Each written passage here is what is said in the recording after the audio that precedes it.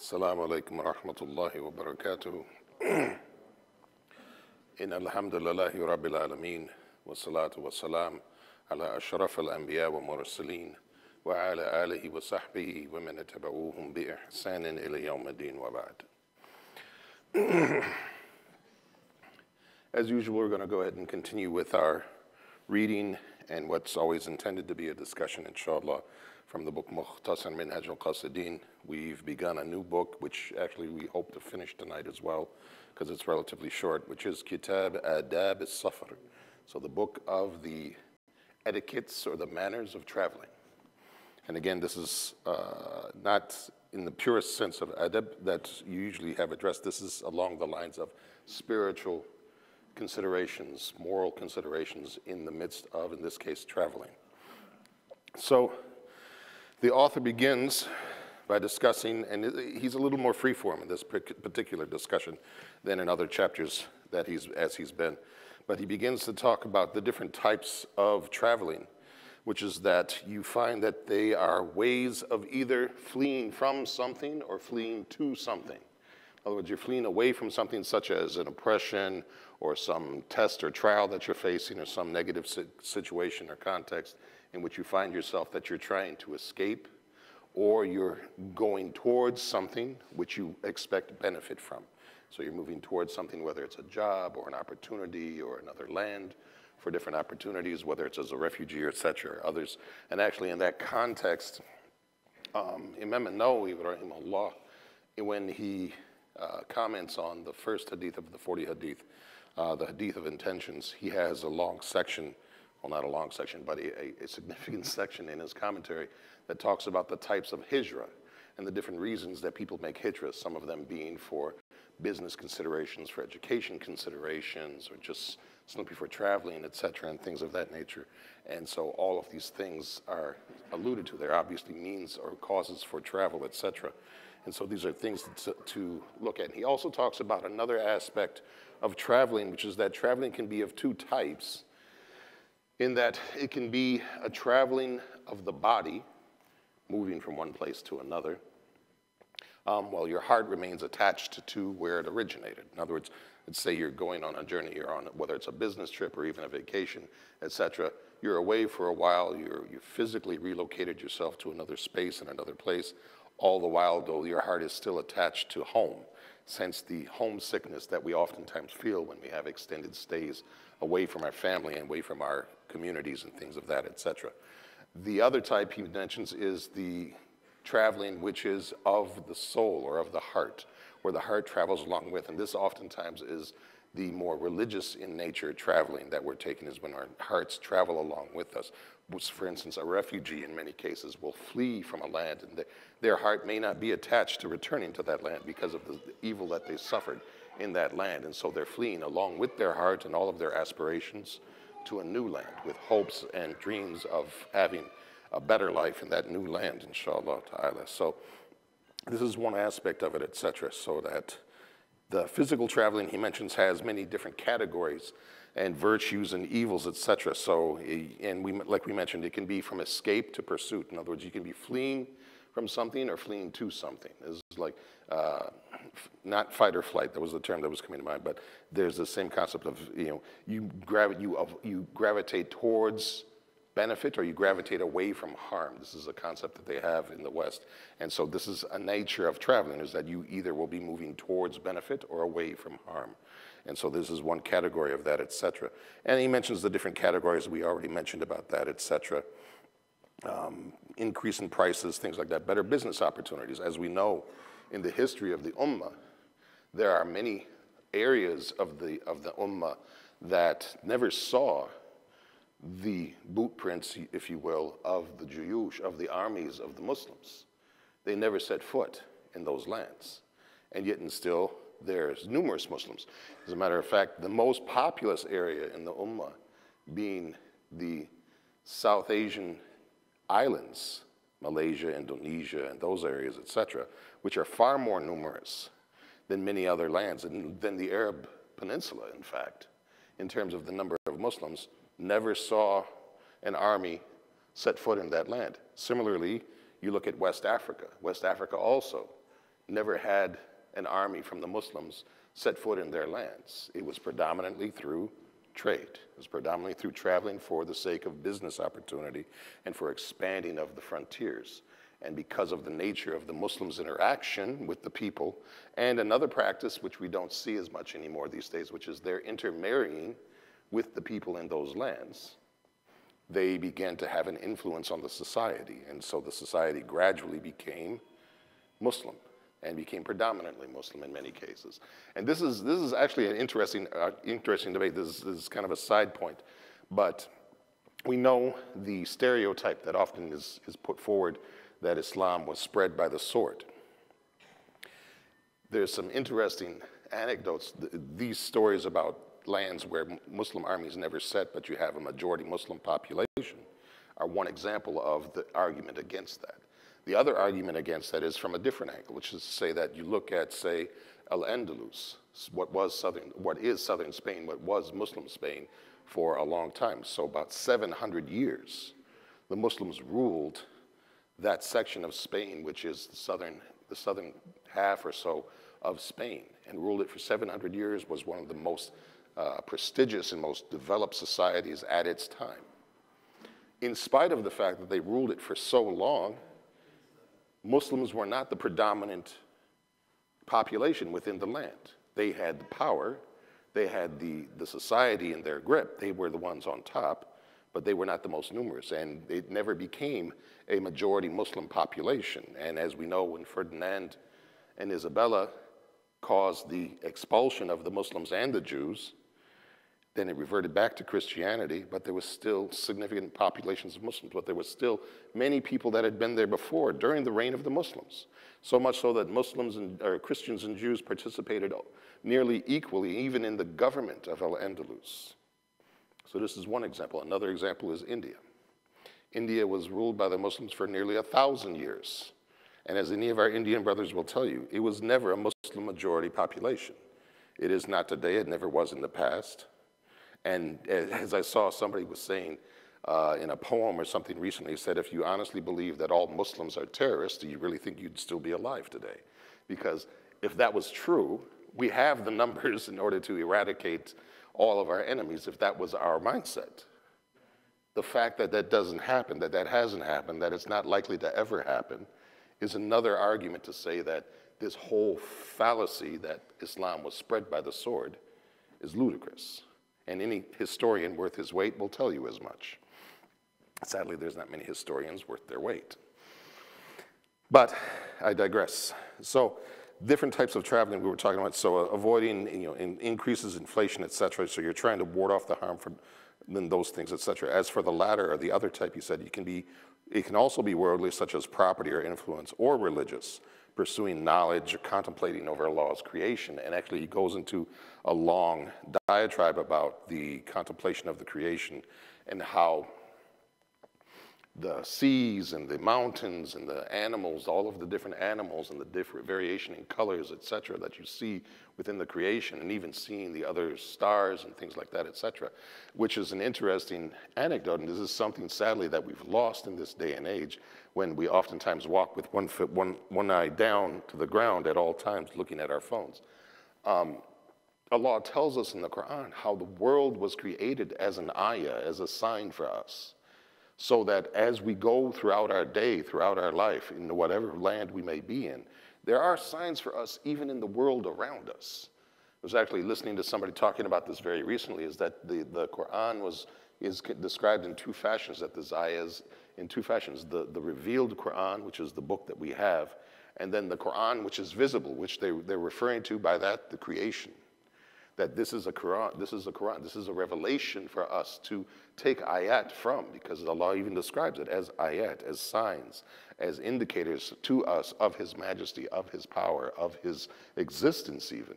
So it's funny when you find atheists who deny God and everything else, and they're surrounded by the world and what happens within it, etc. And they try to argue in favor of that everything happens by chance. And there's a whole long discussion amongst the scholars in Islam about how ludicrous that was. They, even Malik and Abu Hanifa, they have interchanges with people that were promoting ludicrous ideas like this, and their interchanges are very amazing and very, very simple logic that just to prove the fallacy of their arguments, etc.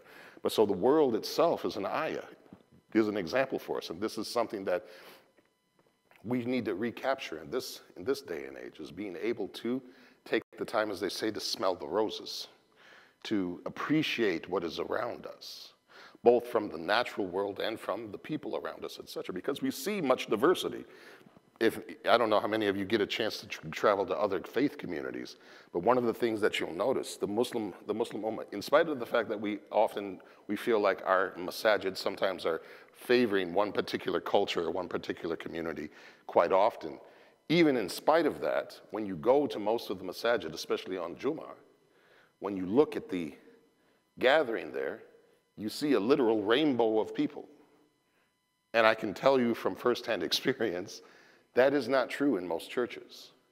Most churches are one particular group throughout the entire rows of pews. No matter how many or how few it may be, you will see an overwhelming majority favoring one particular group over another, and not the diversity that we see even when we look in front of us right now, the many hues and shades that we see before us, and the many different tongues that we all consider our native tongues and things like that, etc. And we all come together, we all sit together, we all pray together as we just did, and we all experience. That in and of itself is a sign, and Allah calls that to our attention, even within the Quran, to have us realize that even in sometimes the simplest, most mundane things, there are ayat for us. There are signs for us to gain an appreciation for the creation of Allah. And think about one of the things that Allah is alluding to when he talks about this diversity, say that you see all of this diversity, you see everything around you, all of it's so different at times, but it's all coming from the same source. It's all coming from the same creator. It's all coming from the same materials, and yet you're assembled together in unique and different and amazing ways. But it all comes from a similar source. And this is an example of Allah's oneness, and how even in his oneness, he creates such great diversity, such great variety within his creation. And that variety is an indication to say that all of this variety is still coming from that single source, that Allah is in control of all of that. He creates it all, and it all operates together, even in the skies and in everything else, etc. There's so much variety and so much that you can look forward to. And he mentions here also an example from the term itself, safar. Says that safar is used traveling because it's named as such, he says, because of the result of good manners that comes about through traveling. And he makes a very interesting point, which is that when we are at home, our true quality, our true nature doesn't often come out. We're relaxed, we're at ease, we're not under any duress usually and everything else, so we're comfortable. We behave well, or we behave at least better than we do. But when we go on a journey, especially when a journey is difficult or struggles, there's struggles involved in the traveling, then our real quality comes out. And then we're tested, and then we're tried to see, can we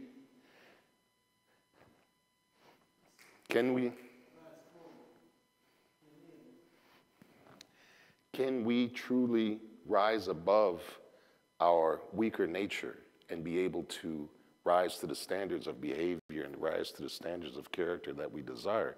And travel is one of the ways that we find that we go. And this is why when you look at even in terms of considering someone for marriage, and Omar's advice, amongst the things that he said you must do with a person before you can really testify on their behalf as a prospective bride or groom for marriage, is that you should travel with them, as well as doing business with them and living next to them and things, etc. The idea being is that you see them in all of these different conditions where their guard is down, where their behavior becomes more true, more sincere, if you will, and you see the inner quality of an individual manifests itself. So if they have a short temper, they may be able to control it in the limited interactions they have with you, say in the masjid or something like that. But if you get them on a journey, or you're living side by side with them, so you're interacting with them day in and day out, they're dealing with your family's disruptions, you're dealing with their family's disruptions, etc., then new qualities appear that you wouldn't have seen otherwise, because all of those pretenses fall away. And travel is another example of that, where the pretenses fall away. And so it's a test and it's a trial for us in order to develop those qualities within ourselves. And this is actually one of the most interesting aspects of travel and what he writes about as far as the spiritual journey, is that travel is a means to doing that. And so in order for us to develop those qualities we desire, we need to be mindful of our travels. And then he talks about contemplating the signs and everything else. Then he talks about permitted traveling. And this idea of permitted traveling is important because we know when we're traveling, there's certain permissions, there's certain licenses that we get in terms of acts of worship and things of that nature, etc. However, all of those permissions, all of those licenses that were offered are based upon one premise in particular, which is that the travel is mubah, is at least neutral or is permissible. It's to something that is allowable within the Sharia. So it's to say that, say you're going for a 4-hour drive 250 miles away because you're heading to the casino. This is not safar mubah. So shortening your prayers, breaking your fast, doing all of these things that would otherwise be permissible under a journey wouldn't be eligible here, because the whole purpose behind the journey is an impermissible purpose. So the importance of understanding the importance of permissible traveling, heading for things that are, allowable is important. So he mentions here that the idea of going for mere tourism is not permissible. In other words, just for the sake of passing the time, this isn't something we should do. The idea of free time, it's not completely anathema in the religion, it's not completely non-existent, but whenever we have quote unquote free time, we should be devoting it to something else.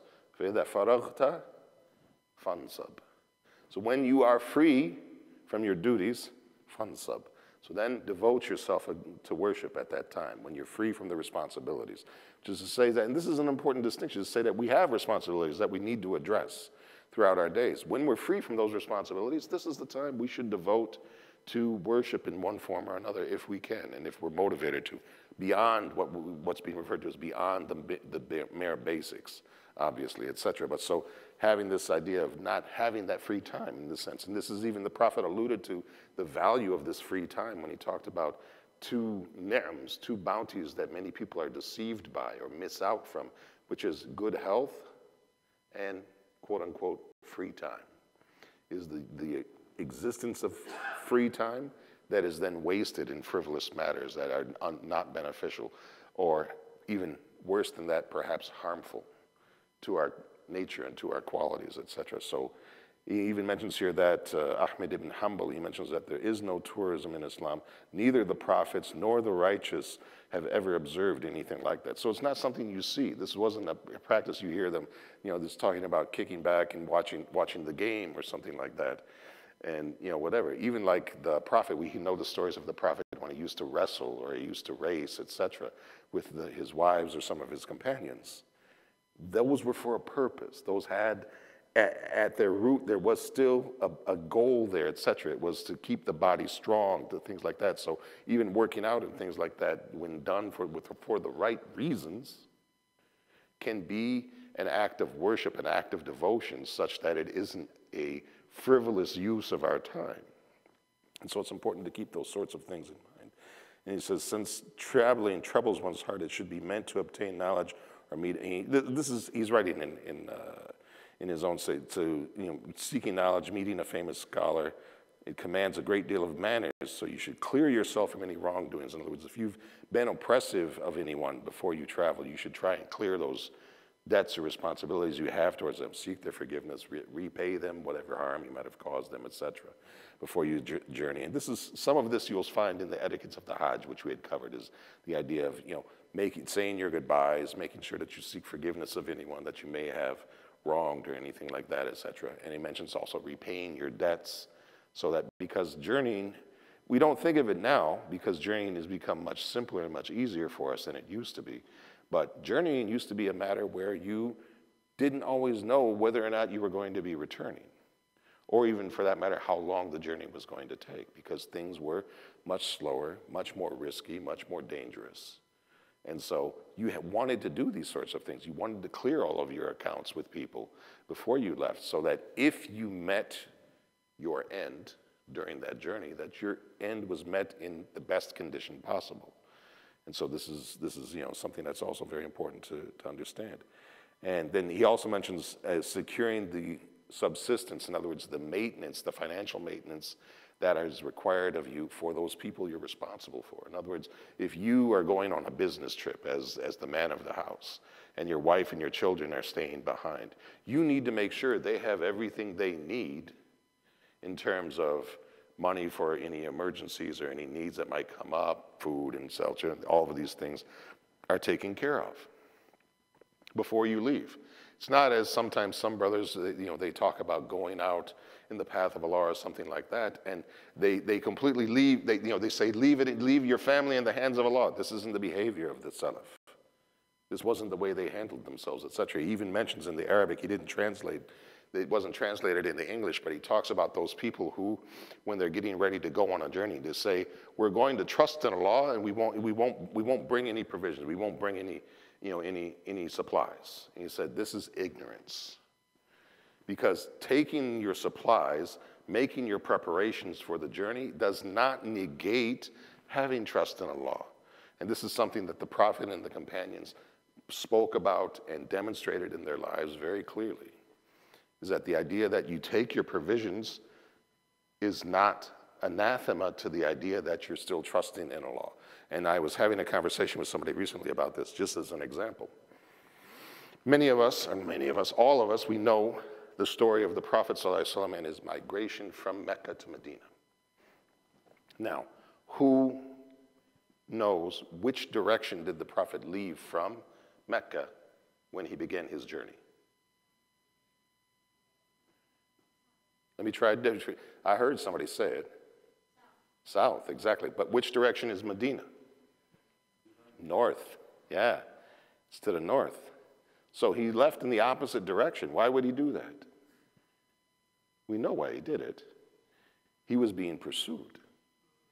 And so in order to throw the people off, he left by a different route, took a very circuitous route that went along the shores, and there were other things that he had done with people covering over their tracks, somebody bringing them food, etc. So he planned, he prepared. This is Nabi Allah, sallallahu alayhi wasallam, who says in many places that I am the most God-fearing of you, I am the most knowledgeable of Allah from you, and yet and still I do these things. So if he's our example of God-fearingness and knowledge of Allah, believing in Allah, trusting in Allah, and yet and still he took his provisions, he laid plans in order to circumvent the circumstances that he was facing, what example is that for us? That we should be doing similar than that. We shouldn't behave like this and say, I'm not going to worry about my provisions. I'm going to trust in Allah. We know the famous hadith that we all hear so often is that the man asking, should he tie his camel or should he trust in Allah? And the Prophet tells him, what? And then trust in Allah. So do both. You tie the camel first, then you trust in Allah. So this is the right behavior. This is the right matter. It's not this overactive sense of righteousness where you think that you have to rise above. And even we had the companions, some of the companions, the younger ones, they behaved like this. They wanted to outdo what the Prophet was doing because they were like, that's him and he has all of his sins forgiven. What about us? So they thought they should do more. And when he heard about it, he told them, "Man raghaba an sunnati falaysa minni." Whoever is displeased with my sunnah, with my way, they're not from me. So he is our example. Where he stopped is where we should stop, because he was merciful to the ummah. And so if he stopped at a certain point, that's to let us know that we don't need to go any further than that. That is sufficient. That is sufficient. And if we do, we shouldn't try and attribute it to a certain sense of righteousness and then impose that on others. If we choose to be a little more extreme, that's our choice. That's our choice. And we spoke about this before when we spoke about wara. You can choose to be more strict with yourself, more cautious. That's fine. But you can't impose it on others. That's injustice. They're not the same as you. Their condition isn't the same as you. So you can't necessarily impose that level of restraint on someone else because they may not be in that same place, in that space. What's right for them isn't right for you. That's fine. That's fine. So doing all of these things before he chooses he mentions the importance, and we had been talking about this in the previous chapter. We were talking about sohbah, or companionship, that you should choose, he says, a righteous companion. So the person you're traveling with, you don't want that guy who's going to be a constant distraction. He's going to be, trying to distract you from getting up to pray, or trying to keep you up late so that you can't possibly wake up for Fajr or something like that, etc. You should not do this thing, because this will harm you, and this will harm your journey and take away the barakah that is there in the journey, etc. And so all of these things. And he mentions also, amongst the things you do, you should, before you travel, make istikhara. Pray to Allah, seeking his guidance and making your choice before setting out on your journey, so that you are assured the guidance of Allah in seeking his decision. Then he will open doorways for you towards that which he considers as best for you in that matter. Inshallah ta'ala. And he mentions this is an etiquette that you find within the Sunnah sometimes. He mentions that you should do most of your traveling by night. And there's an element of this from the Sunnah where the Prophet ﷺ alluded to in some of the hadith, that the traveling at night, the distances are folded up for us when we travel at night. So in other words, and some of us, we may have experienced this, when you're traveling back at night, sometimes it seems like the time flies, or the distance seems much quicker, much shorter than it was earlier on. And so the distances become easier for us to cross during that time. And especially if you think about the conditions there, and they're talking about traveling in the desert. So especially traveling in the desert at night is far superior to trying to travel during the day, because the day, as we know, is absolutely unbearable, especially in the summertime, where there's no shade and there's a brutal sun and there's limited supplies of water and shelter and things of that nature, etc. So, and he mentions also, this is an example of the mundane things that are still important for us to consider, is that we should bring all of the necessary things that we need. He mentions things like the siwak and the kohol and different things like that that we might need for our daily needs. So like if you think about I don't remember the term for it now, but the shaving kit that you pack sometimes when you travel, where you've got all your soap, your shampoo, your this, your that, your combs, your brushes, whatever, or maybe not combs or brushes, depending on your presence of hair or lack of hair thereof or whatever, but all of the things that you need for your daily upkeep, your daily grooming and things like that, etc.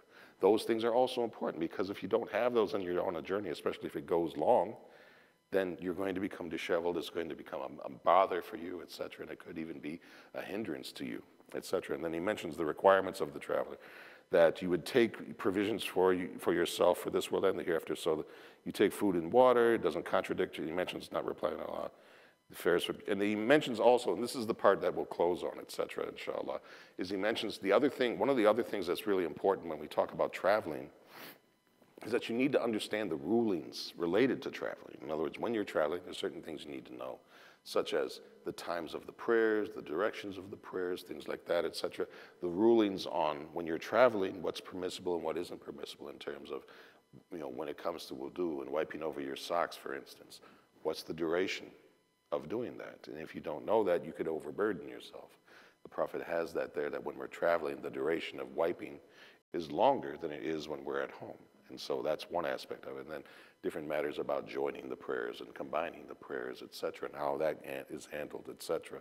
All of these different things, these are all important to know, and especially when we're traveling. Granted, now he's writing in a time when you didn't have, smartphones and things like that. So now, inshallah, all of us, we have some sort of an app or something on our phone that can help us with the times of the prayer and the direction of the prayer and things like that, etc. So we actually, in a sense, it's a burden for us, is that if we don't have those things available to us when we're traveling, then we've committed a grave sin, much graver than when they were in their time, because in their time, it took much more preparation to be ready to handle those situations.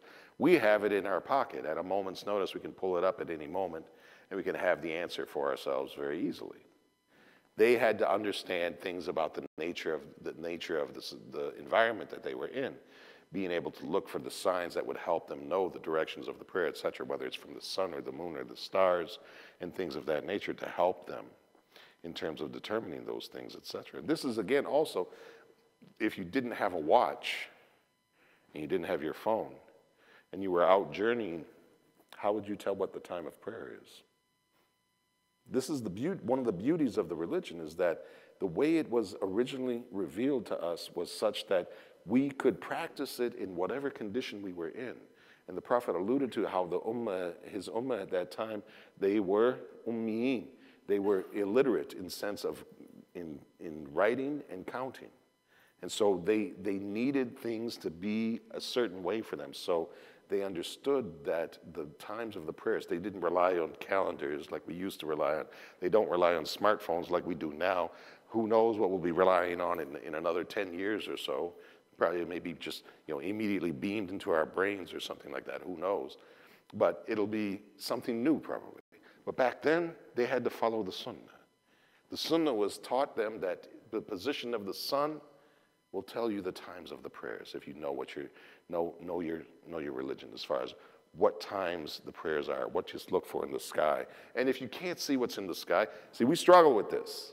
We've gotten so accustomed to charts and calendars and timers and everything else that when it's cloudy or when it's something like that, etc., we would have great difficulty because we don't understand that if you make your best guess, you pray according to what your best estimation of the times are, and if you're wrong and you have enough time to correct it, then you correct it. If it's too late to correct it after that, what you did is fine. You're not held accountable for it because you're only held accountable to that which you have the capacity to.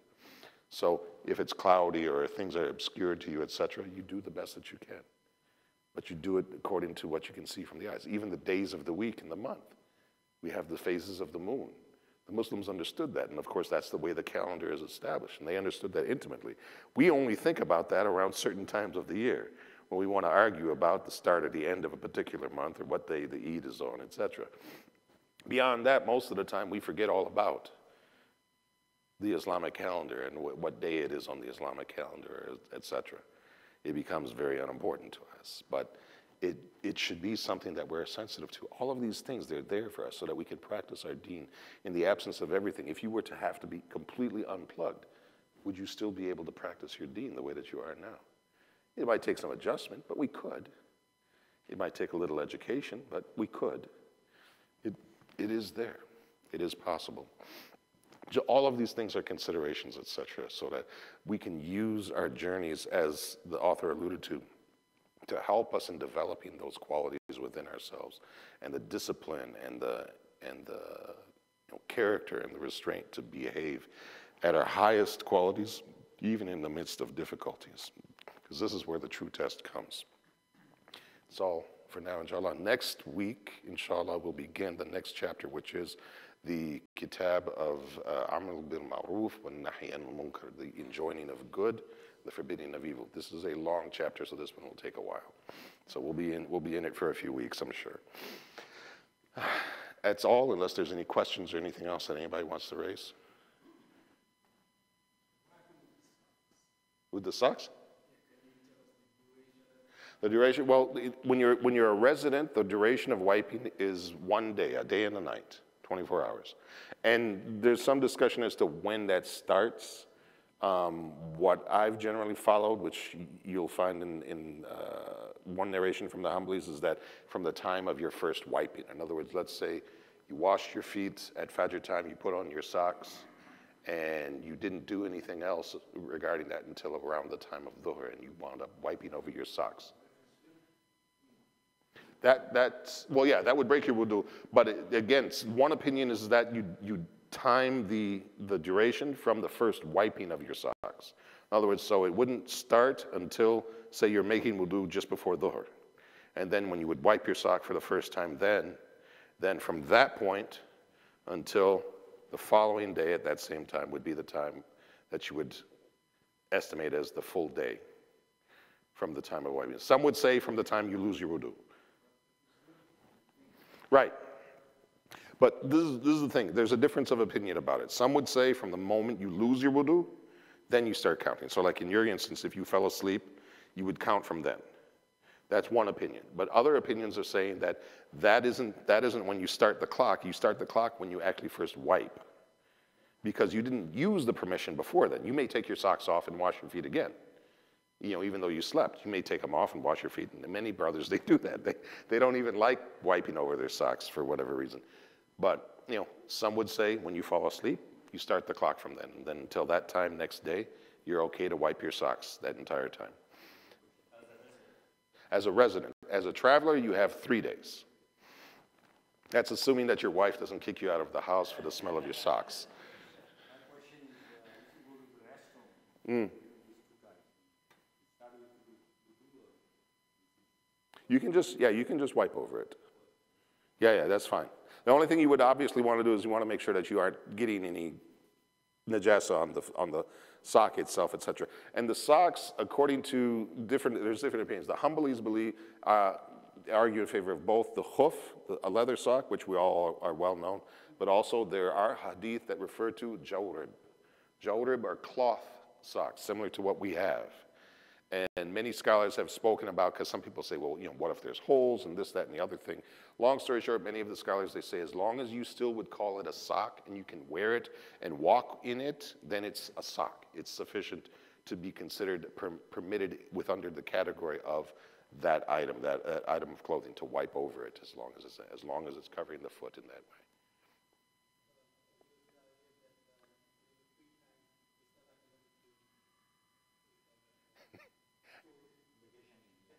Right, yeah.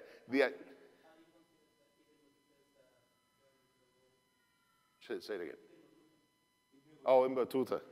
Well, in the case of Ibn Battuta, you talk about traveling the world to see the creation and to interact with the people and everything else, etc. And much of what Ibn Battuta wrote about was along those lines, is that he was kind of almost making a survey of the world, if you will, etc. But yeah, so I mean, again, the traveling, if it's for a purpose, and it's not saying that it's impermissible to do that, but it's this, again, from that spiritual standpoint, is to say that you don't want to use your time in such a frivolous way if you can ever help it. So, I mean, does that mean that none of us are ever going to watch the next year's Super Bowl or the next big game or something like that? No, probably we will. But the idea is that we want to be mindful of how we invest those times. If we have quote-unquote free time, we always want to try and find whatever benefits we can take from that, etc. So, I mean, may Allah help us into using all of the time that we have in the best way possible. And this is, time management for the believer is just as important as it is for the managers. So, Allah knows. Yes, the author alludes to doing most of your traveling by night, and there are some ahadith of the Prophet that allude to the distances in a journey being closed up or shortened for us, so that it becomes easier to cover the distances at night than it is during the daytime, and Allah knows best.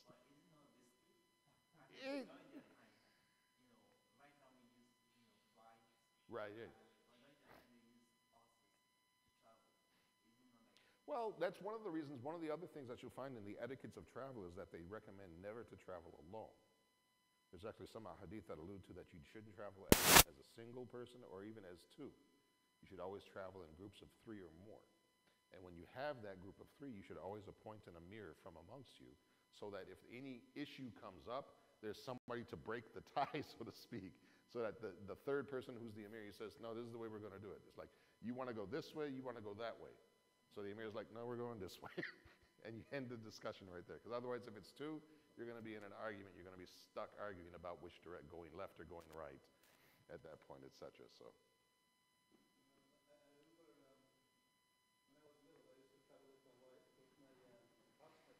Mm.